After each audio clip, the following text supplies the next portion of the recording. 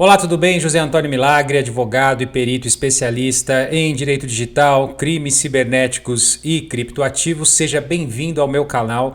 Eu quero tratar hoje de uma temática muito interessante que é a segurança de algumas hard wallets e de aplicativos, normalmente desktops, que são atualizados para administrar as hard wallets. Nós sabemos que cada um faz a custódia dos criptoativos como bem entende.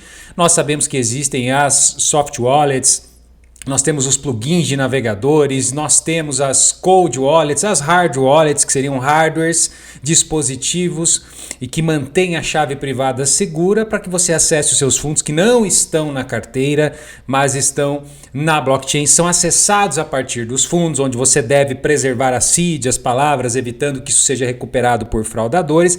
Porém, nós temos uma série de comentários e denúncias que chegam no escritório de problemas e falhas com hard wallets. Isso mesmo, carteiras físicas que seriam em tese mais seguras e que são exploradas e as pessoas perdem todos os seus ativos listados, os seus fundos que acreditaram, transferindo de uma exchange, de uma entidade com sede, com responsabilidade civil, para uma carteira em que são responsáveis pela segurança, estariam, em tese, mais seguros. Qual que é a sua opinião a respeito? A minha opinião a respeito é que as hard wallets continuam sendo os meios mais seguros, ou um dos meios mais seguros, desde que você saiba operá-la com muita propriedade.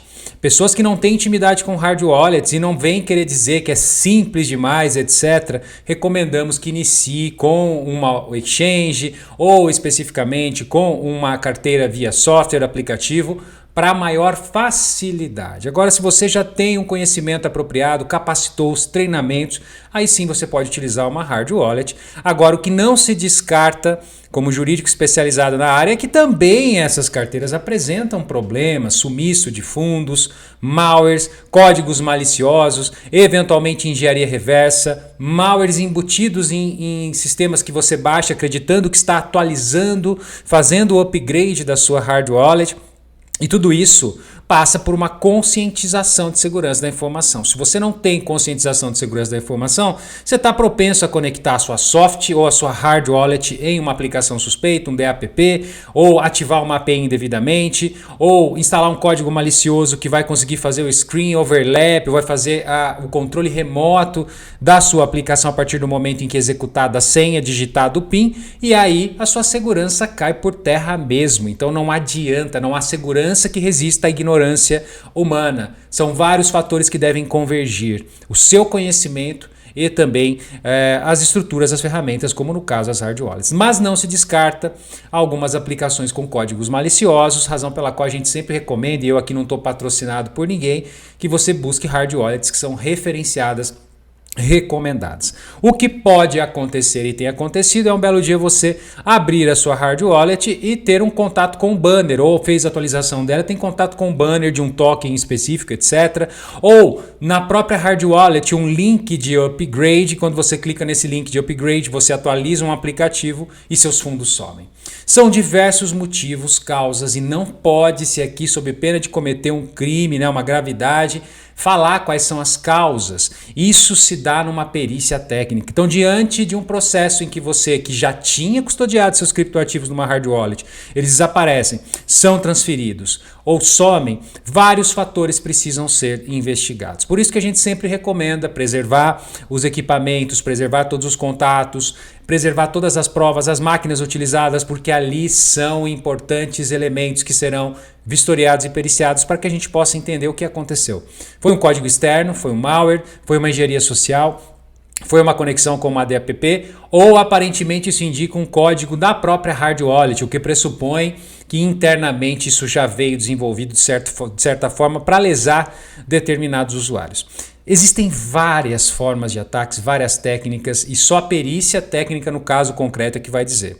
Então, se existe um processo em andamento, por exemplo, que busca reparação por falha no produto ou no serviço e uma indenização por furto de criptoativos, é bem provável que o juiz nomeie um perito para que ele possa, analisando os dados, tanto os registros de acesso da hard wallet, as ferramentas, a blockchain, uma análise on-chain e os equipamentos das supostas vítimas, identificar qual foi a causa. Não se descarta um software que tenha sido de certo modo prejudicado ou um código malicioso inserido pelo lado do fabricante, mas também não se descarta uma ação do lado do usuário que também tenha de certo modo prejudicado ele. Muitos casos aqui no escritório aconteceu exatamente isso, eram falhas no sistema das wallets, mas também já existiram casos em que evidentemente a falha estava no sistema operacional, que reconhecia um sistema específico de carteira física e a partir do momento em que executava, o código malicioso também executava algo parecido com o que nós vemos hoje nas instituições financeiras. Mas fiquem atentos quando vocês abrirem a sua hard wallet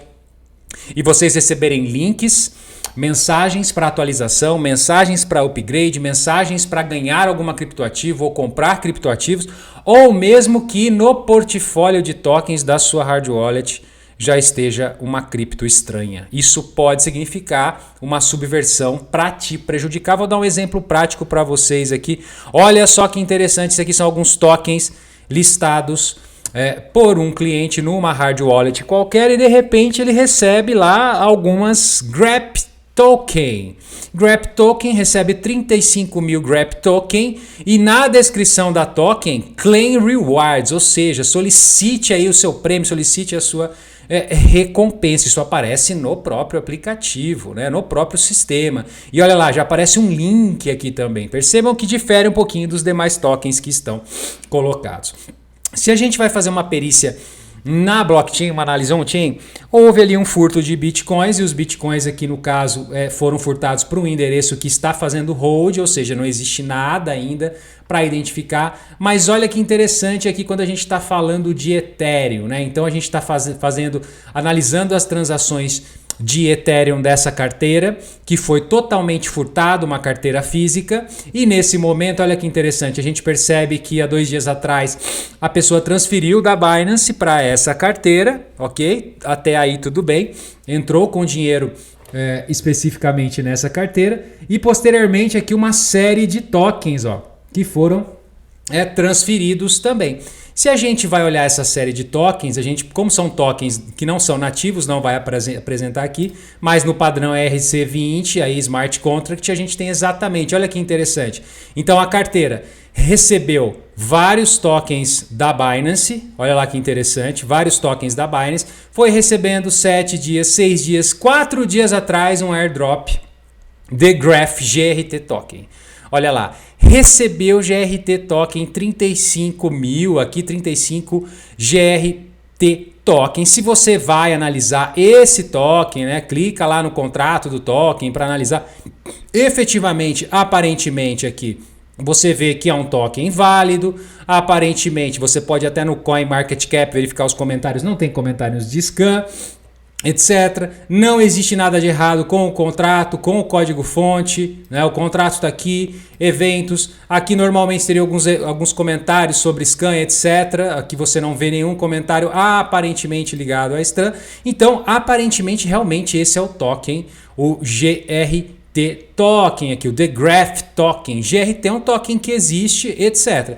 Porém, aqui olha que interessante, há um recebimento na carteira e com esse recebimento na carteira existe aqui um link para sacar o graptoken.net. Olha lá que interessante, quando você clica nesse graptoken.net aqui, né, ou você abre especificamente esse graptoken.net, automaticamente, o que vai acontecer aqui? Automaticamente, esse Grap Token aqui, ele vai abrir um site, aparentemente, e vai buscar aqui nesse site, nesse graptoken.net, conectar com a sua carteira, com a sua wallet, né? Então, ele vai abrir um graptoken.net. Quando a gente clicou aqui para ver esse graptoken.net, olha lá quando foi criado. Eu estou gravando esse vídeo no dia 29 de novembro, 25 de novembro de 2023. Então aí você colocar aqui, olha lá que interessante, se você colocar aqui o graptoken.net, olha lá, ele vai pular aqui para fazer a conexão com as carteiras, né? E aí pode ser uma carteira, uma MetaMask, uma Coinbase, uma Trezor e assim por diante. Então, muito suspeito. Se a gente fosse analisar mais aqui, hub.graptoken.com já foi flagrado como suspeito, os sites de scam já pulam. E aí a gente tem, olha lá que interessante, a partir do momento, né, em que houve a recepção do Grep Token aqui na carteira.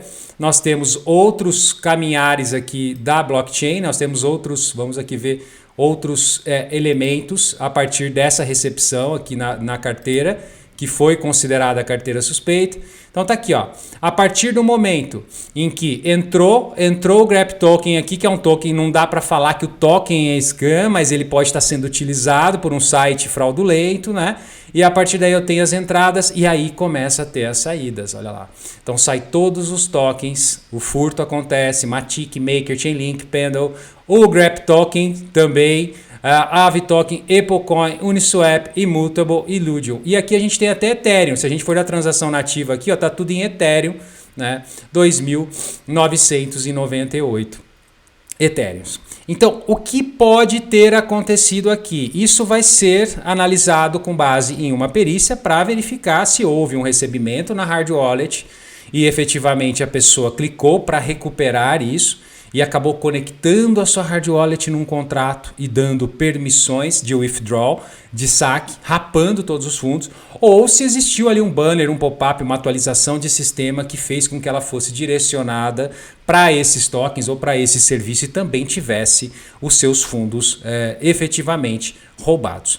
Então, por isso é muito importante você que usa hard wallet entender que a hard wallet por si só não vai resolver os problemas de segurança se você não tomar cuidado em relação a links, updates, baixar sempre o software do repositório oficial, atualizações sempre oficiais, se receber qualquer tipo de cripto, não clicar, não dar sequência. Por mais que o token seja legítimo numa análise de contratos, criminosos usam o nome do token, registram sites e assim por diante. E aí começa a investigação on-chain, né? Então aqui a gente tem aqui o vazamento de Ethereum, né? A gente poderia avançar aqui, ó. A gente normalmente filtra pelas transações de saída, tem só 2 transações de saída na carteira do criminoso, aí você vai avançando aqui, ó, também nas transações de saída, né? Sempre puxando as transações de saída e aqui para tentar identificar aqui, né, para onde está mandando essas criptomoedas, esses criptoativos, e isso aqui pode demorar dias, pode demorar muito tempo à medida em que a gente não tem efetivamente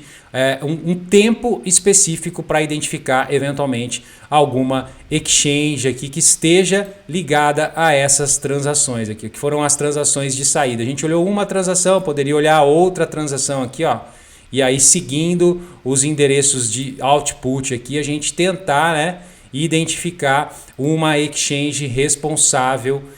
Olha quantos endereços aqui de saída aqui nessa transação. Normalmente eu filtro aqui só por outgoing para facilitar, e aí a gente já consegue aqui ter uma dimensão. O ideal é entrar em todos esses endereços, né, aqui um valor mais considerável para a gente identificar. Olha aqui Uniswap, né, enfim, aqui os outros endereços de saída, exchanges, entidades ou OTCs aí que possam, né, estar ligadas. Vejam quantas exchanges aqui, ó.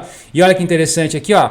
Dinheiro passou, né, foi furtado, passou por vários endereços e está lá na OpenSea, provavelmente aqui trocando NFTs, né, compras de NFTs, enfim. Aí o que dá para a gente fazer? Em que um exemplo básico, não usei nem software forense aqui, mas normalmente a gente vai lá na OpenSea, né, ou na Exchange, tem sempre um reporte de atividade fraudulenta e problemas de segurança, e aí você reporta logicamente indicando aqui, ó, especificamente esse endereço aqui, ó, você vai indicar isso aqui e aí entra todas as medidas jurídicas ligadas a pedido de bloqueio. Lembrando que as exchanges, as entidades, as gestoras de ativos digitais têm deveres com a segurança da informação e tão logo notificadas precisam adotar medidas para bloquear fundos de carteiras e transações suspeitas e também implementar mecanismos de Know Your Transaction preventivamente, para evitar, por exemplo, que a pessoa transfira para um endereço que já foi classificado como scam há muito tempo, mas a exchange não fazia nada.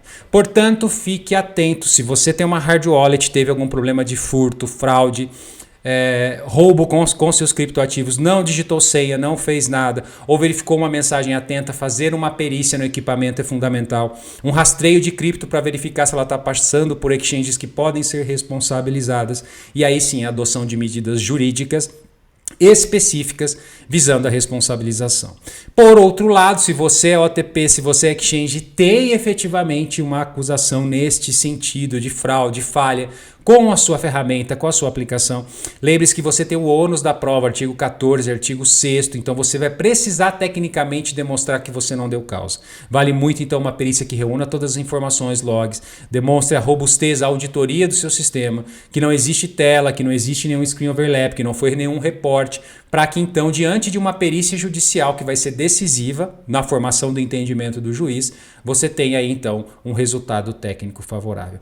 Vai crescer cada vez mais, assim como hoje nós temos judicialização de casos de exchanges, vai crescer cada vez mais os casos ligados a hard wallets, porque as pessoas estão indo para esses mecanismos e ignoram que eles também têm riscos de segurança, embora sejam mais seguros, e acabam tendo problemas ainda maiores. Por isso que prevenção, segurança digital e principalmente saber como agir em casos de furtos de criptoativos de hard wallet é fundamental em quaisquer dos casos, seja você um prestador de ativos digitais, seja você um cliente, um usuário, uma pessoa que fazia lá o seu hold de criptoativos. Gostou desse vídeo? Deixe seu comentário, assim a gente enriquece o debate. Não deixa de compartilhar, se você ajuda para a produção desse conteúdo que é semanal e é exclusivo aqui no maior canal de Direito e Perícia Digital do YouTube. Um abraço e até a próxima.